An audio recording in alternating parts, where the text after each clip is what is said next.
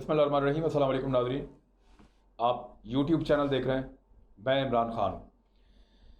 दो अहम चीज़ें हैं, एक तो अपोजिशन की एपीसी और एपीसी का इस मरतबा मकसद क्या है। कुछ खबरें मैं आप तक पहुंचाता हूं। एक तो वज़ीर-ए-आज़म पाकिस्तान और जो कैबिनेट के लोग हैं उन्होंने क्या डिसाइड किया कि मियां नवाज शरीफ साहब के हवाले से या उनके खिताब के हवाले से जो बातें होती रहीं उस पर दो राय पाई जा रही थी हुकूमत में।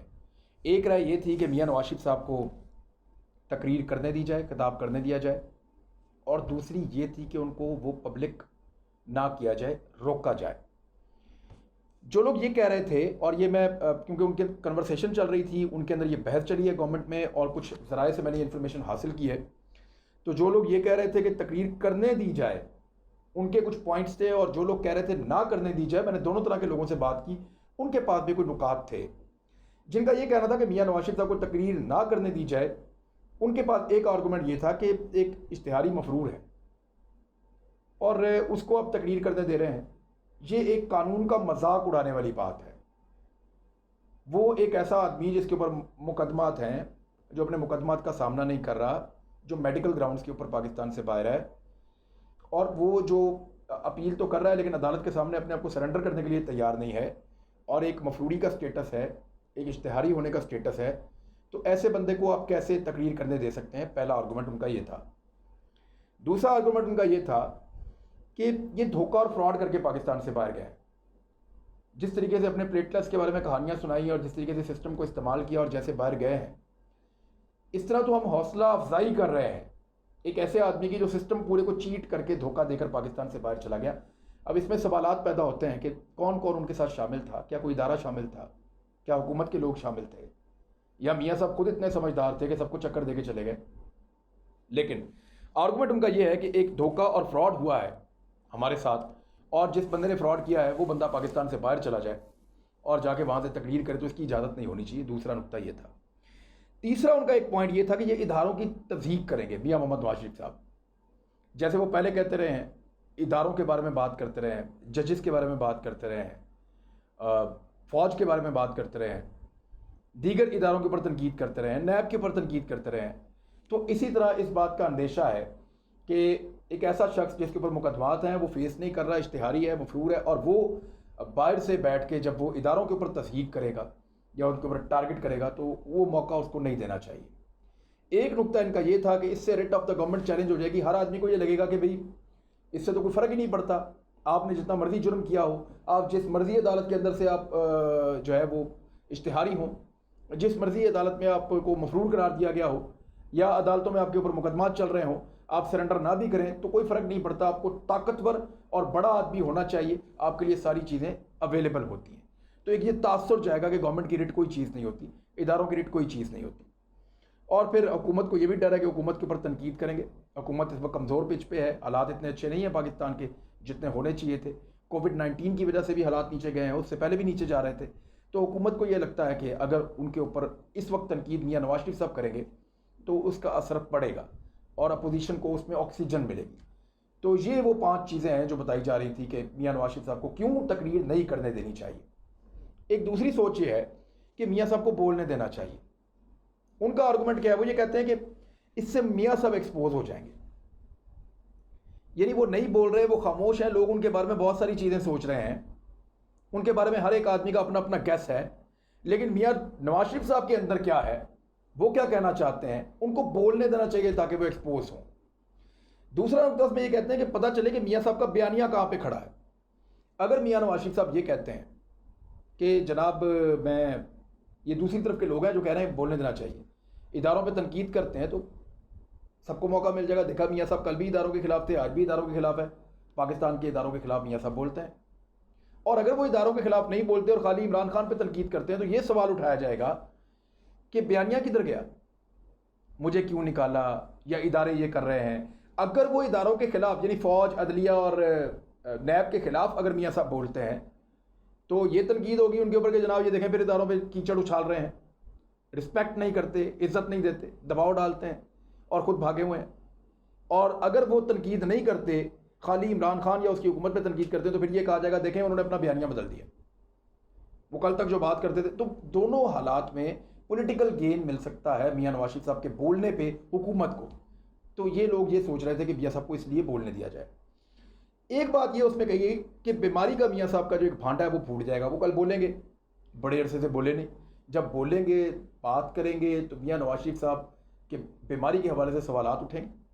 लोग कहेंगे कि जी आप बीमारी का इलाज करवाने वहाँ गए थे, पाकिस्तान वापस आप आके केस का सामना कर नहीं सकते, आप पॉलिटिक्स कर सकते हैं, सियासत में हिस्सा ले सकते हैं, ऑनलाइन आप आके खिताब कर रहे हैं, तो ये सारी चीज़ें फिर डिस्कस होंगी और उनकी बीमारी का एक मरतबा फिर से मियाँ नवाज शरीफ साहब को बहुत सारे ऐसे सवालात खड़े हो जाएंगे जिनका उनको जवाब देना पड़ेगा। फिर एक चीज़ और ये है कि जब कोई बोलता है तो बोलने में गलती का इम्कान भी होता है। जब कोई खामोश होता है तो एक परसेप्शन बनी हुई होती है, एक गुब्बारा होता है जो बहुत फूल के बड़ा होता चला जा रहा होता है, तो उस गुब्बारे में से हवा निकल सकती है। देखिए जितनी देर तक कोई पॉलिटिकल आदमी नहीं बोलता ना तो उसका टॉक टाइम जमा होता रहता है, पॉलिटिकल टॉक टाइम। एक लीडर जितने अरसे के बाद बोलता है उतने ज़्यादा गौर से सुना जाता है। तो मियां नवाज शरीफ साहब को अगर अभी बोलने का मौका दिया जाए और बार बार बोलने का मौका दिया जाए तो उनका जो पॉलिटिकल टॉक टाइम है वो कम होता चला जाएगा। यानी इमरान खान साहब अगर एक साल के बाद कौम से खिताब करते हैं तो लोग बहुत बड़ी तादाद में देखेंगे, लेकिन अगर हर दूसरे महीने खिताब करते हैं तो फिर लोग कम तादाद में देखेंगे, और अगर हर हफ्ते खिताब करते हैं तो लोग बिल्कुल ही कम देखेंगे। तो इसी तरह से मियां नवाज शरीफ साहब क्योंकि बहुत अरसे के बाद बोल रहे हैं तो उनको बार बार बोलने का मौका मिलना चाहिए। ये बात भी जो लोग कह रहे हैं कि उनको तकरीर करने दी जाए या खिताब करने दिया जाए और उनको खिताब को दिखाया जाए, कैमरा उसको ना रोके, उनका कहना ये था। लेकिन अभी ये तो मौके पे डिसाइड होगा कि क्या चल रहा है। फिलहाल तो मीडिया को गालिबन ये इंस्ट्रक्शन है कि मियां साहब को फिलहाल ना दिखाया जाए। देखते हैं कि डिसाइड फाइनली क्या होता है।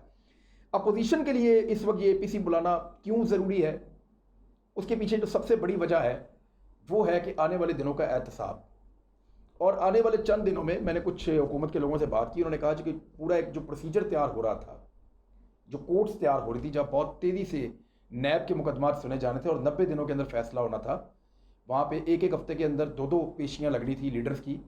वो जो महीने का डेढ़ महीने का टाइम मिलता है वो सिलसिला ख़त्म हो जाना था, तो 90 दिन के अंदर इंसाफ वाला जो मामला था वो शुरू होने जा रहा है।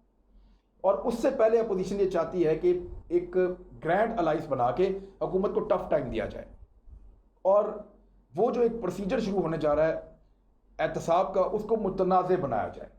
तो उस प्रोसीजर से पहले अपोजिशन का इकट्ठे होना और मुश्तरका लाएअमल बनाना वो बहुत ज़्यादा ज़रूरी था, और ज़्यादातर नैब के हवाले से इनको तहफ़्फ़ुज़ात हैं, क्योंकि फजलुर रहमान साहब के भाई का भी नाम आ गया बीच में, वो भी बेनिफिशियल हैं। फजलुर रहमान साहब बेनिफिशरी हैं इसके मामले के, और नैब का मुकदमा उनके ऊपर भी है। PMLN आपके सामने फंसी हुई है, पीपल्स पार्टी आपके सामने फंसी हुई है, PTI के कुछ लोग आपके सामने फंसे हुए हैं, इत्तेहादी कुछ फंसे हुए हैं। तो ये मामला जो है वो सब चाहेंगे कि इसको दबा दिया जाए, लेकिन अपोजिशन का इकट्ठा होना उसके लिए बहुत ज़रूरी है, और वो कल इकट्ठे होने जा रहे हैं। अब ये अपोजिशन लाएअमल क्या बना सकती है?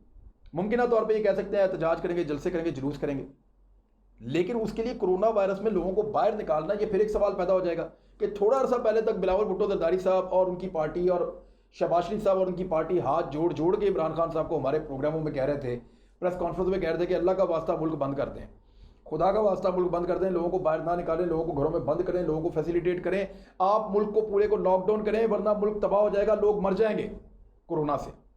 और इमरान खान साहब ने उनकी बात नहीं मानी और स्मार्ट लॉकडाउन का अजीब अजीब चीज़ें करके, तो वो अल्लाह ताला के फजल से, मैं ये नहीं कहता कि किसी की वजह से, अल्लाह ताला के फजल करम से पाकिस्तान निकल गया कोरोना से।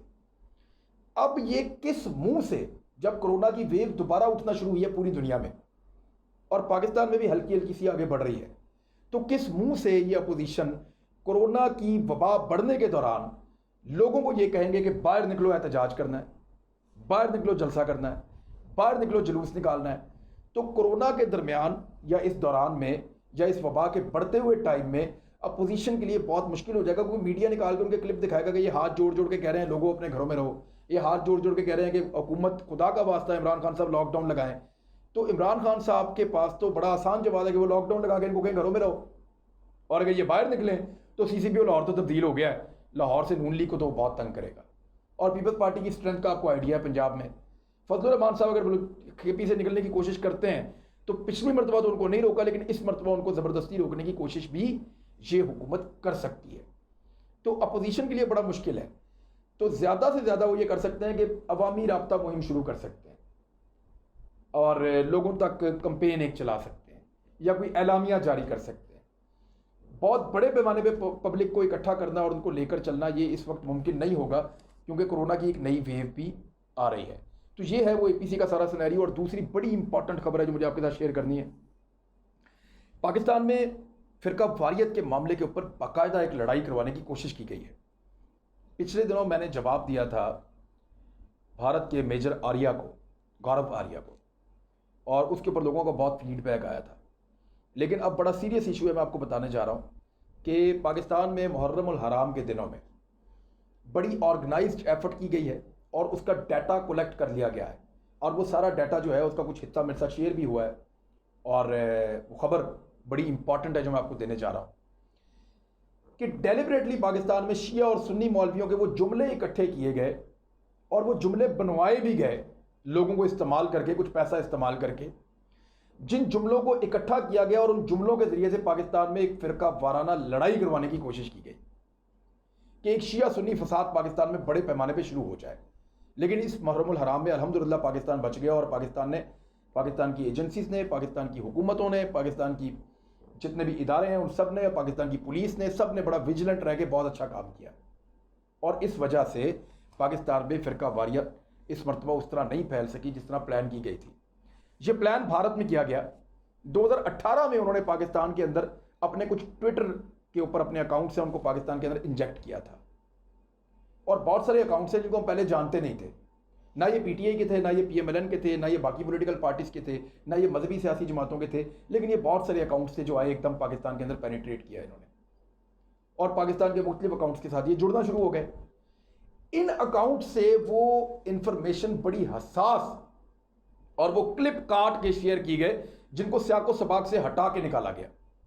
यानी अगला और पिछला जुमला नहीं सुनाना, बीच का एक मुतनाज़ जुमला निकालना है, उस मौलवी का और निकाल के चढ़ा देना, या उस जाकिर का निकाल के चढ़ा देना। और कोशिश ये पाकिस्तान में एक खाना जंगी की कैफियत बन जाए फिरका वारियत की वजह से।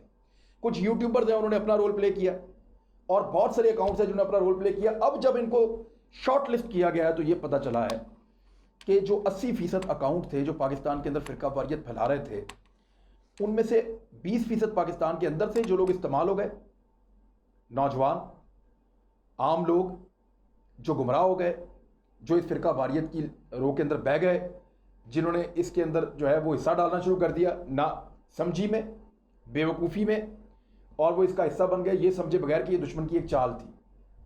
हम शिया सुन्नी इकट्ठे रह रहे हैं सदियों से, हमारा कोई झगड़ा आपस में नहीं है। उनका अपना मसलक है, इनका अपना मसलक है, अपने अपने मसलक के मुताबिक जियो, दूसरे को छेड़ो ना, और खुद मुदाखलत भी ना करो और ना किसी को करने दो मुदाखलत। तो पाकिस्तान में तो ये लोग बड़े मिसाली तरीके से रह सकते हैं और एक एक मोहल्ले के अंदर इकट्ठे रहते हैं, वहाँ कभी लड़ाई झगड़ा या ऐसी कोई चीज़ होती नहीं है। लेकिन इस मरतबा इसको प्लान किया गया था, जैसे माजी में भी किया जाता रहा है, फंडिंग की जाती रही है बाकायदा, पहले भी सऊदी अरब भी करता रहा है, ईरान भी करता रहा है। लेकिन इस मरतबा सऊदी अरब और ईरान ने नहीं किया, इस मरतबा इंडिया ने किया है। और जो इन्फॉर्मेशन अब कलेक्ट हुई है और जो डाटा इकट्ठा किया गया है सोशल मीडिया से, उसमें पता चलता है कि 80% अकाउंट्स जिन्होंने पाकिस्तान में फिरका वारियत फैलाने में अपना रोल प्ले किया वो पाकिस्तान से बाहर थे, और उनमें से ज्यादा का ताल्लुक भारत के साथ है। यानी भारतीयों ने पाकिस्तान के अंदर फिरका वारियत फैलाने के लिए बेशुमार फेक अकाउंट्स इस्तेमाल किए हैं, और वो 80% अकाउंट्स हैं जो फिरका वारियत पाकिस्तान में फैला रहे थे। 20% पाकिस्तानी है, 80% पाकिस्तान से बाहर है। तो हमारे अंदर का प्रॉब्लम सिर्फ 20% है, और वो भी इन 80% लोगों की वजह से या इनके प्रोपेगेंडा की वजह से हम इस तरफ को बढ़े हैं। तो ये बहुत सारे नए अकाउंट हमारे सिस्टम में दाखिल हुए थे, हमें इनको पहचानना होगा और हमें इस बात पे गौर करना होगा कि कोई हमें उकसा के आपस में लड़ाने की कोशिश करे तो कामयाब ना हो। और ये प्रमोट किया गया बाकायदा, और भारत की गवर्नमेंट ने इसके अंदर इन्वेस्ट किया है। मोदी का अपना मीडिया सेल जो है वो इस खित्ते का सबसे बड़ा मीडिया सेल है।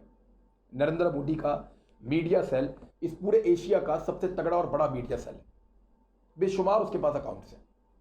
इसी तरह रॉ जो है वो बहुत सारे मुल्कों में इस तरह इन चीज़ों को कंट्रोल करती है। लेकिन आप गौर करेंगे सोशल मीडिया की जितनी भी साइट्स हैं दुनिया भर में, वो जॉर्ज फ्लॉयड एक इंडिया में मारा गया था, अमेरिका में मारा गया था, जॉर्ज फ्लॉयड जो एक स्याह फाम अमरीकी था। तो उसके ऊपर आप वीडियो बनाते थे तो वो अमेरिकन नहीं चलने देते थे और उसको डिस्करेज करते थे। सोशल मीडिया की साइट्स जो हैं वो उसको डिस्करेज करती थी। कश्मीर पे आप बात करें तो वो डिस्करेज करते हैं, और इंडिया में किसी मामले के ऊपर आप बात करें तो डिस्करेज करते हैं, उसको ख़त्म करते हैं और आपका अकाउंट ब्लॉक करते हैं। लेकिन पाकिस्तान में फिरका वारियत के ऊपर जब बात की जाती है तो कोई अकाउंट ब्लॉक नहीं होता। आप जितना मर्जी रिपोर्ट करें कुछ हो ही नहीं सकता, क्योंकि पाकिस्तान के खिलाफ ये सारे इकट्ठे हैं।